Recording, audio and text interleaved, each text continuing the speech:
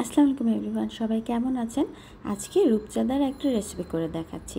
প্রথমে আমি দুইটা বড় বড় রূপচাঁদা নিয়ে নিয়েছি। তার উপরে দিয়ে দিলাম হলুদের গুঁড়া, মরিচের গুঁড়া, জিরার গুঁড়া একটু বেশি, আর সামান্য একটু চাট মশলা গুঁড়া, আর লবণ দিয়ে দিচ্ছি সাথে ফর টেস্ট।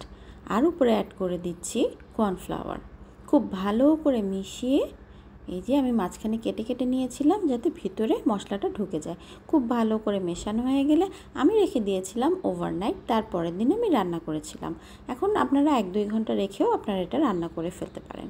তো আমি প্রথমে প্যানের মধ্যে তেল নিয়ে একটু বেশি তেল নিয়েছি, খুব সামান্য বেশি, অনেক বেশি না, একদম ডুবো তেল না কিন্তু।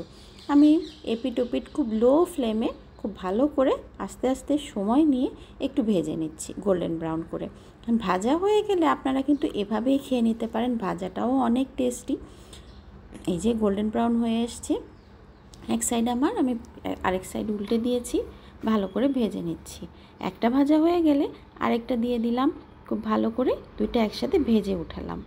ঠিক আছে, ভাজাটাও কিন্তু খেতে পারি আমরা কক্সবাজারের মতো গেলে, তো আমরা ওখানে যেয়ে খাই, ওইটার মতো ঠিক টেস্টটা লাগবে। তো এখন কারির জন্য আমি আরেকটা প্যান নিয়ে নিয়েছি, সেম তেল, ওই তেলটাই কিন্তু আমি ব্যবহার করেছি এখানে। আর পেঁয়াজ কুচি দিয়ে দিলাম। পেঁয়াজ কুচিটা কালার চেঞ্জ হওয়ার কোনো দরকার নাই, 1 মিনিট নাড়াচাড়া করেই আমি মশলা দিয়ে দিচ্ছি এখানে। 1/2 টিস্পুন আদা, 1/2 টিস্পুন রসুন, হলুদের গুঁড়া, মরিচের গুঁড়া, সাথে জিরার গুঁড়া দিয়ে মশলাটাকে খুব ভালো মতো কষিয়ে নিচ্ছি। কষানো হয়ে গেলে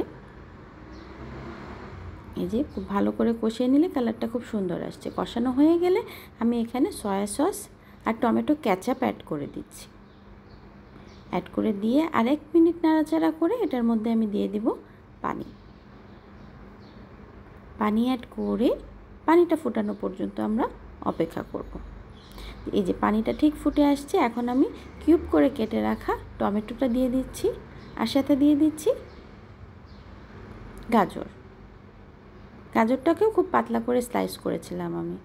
এটাও 1 মিনিট থাকার পরে সামান্য একটু নরম হয়ে আসলে দিয়ে দিচ্ছি লবণ, আর তার সাথে মাছটাও দিয়ে দিব আমি। এখন ফ্রাই করে রাখা মাছটা, ওটাও আমি অ্যাড করে দিচ্ছি।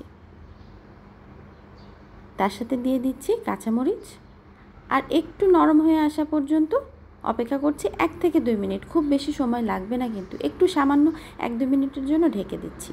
এখন খুলে মাছটাকে উল্টে দেব। মাছটা তো অলরেডি হয়েই আছে, ভাজার সময় তো কুক হয়েই গেছিলো, আর তেমন একটা সময় লাগবে না কারিটা করার জন্য।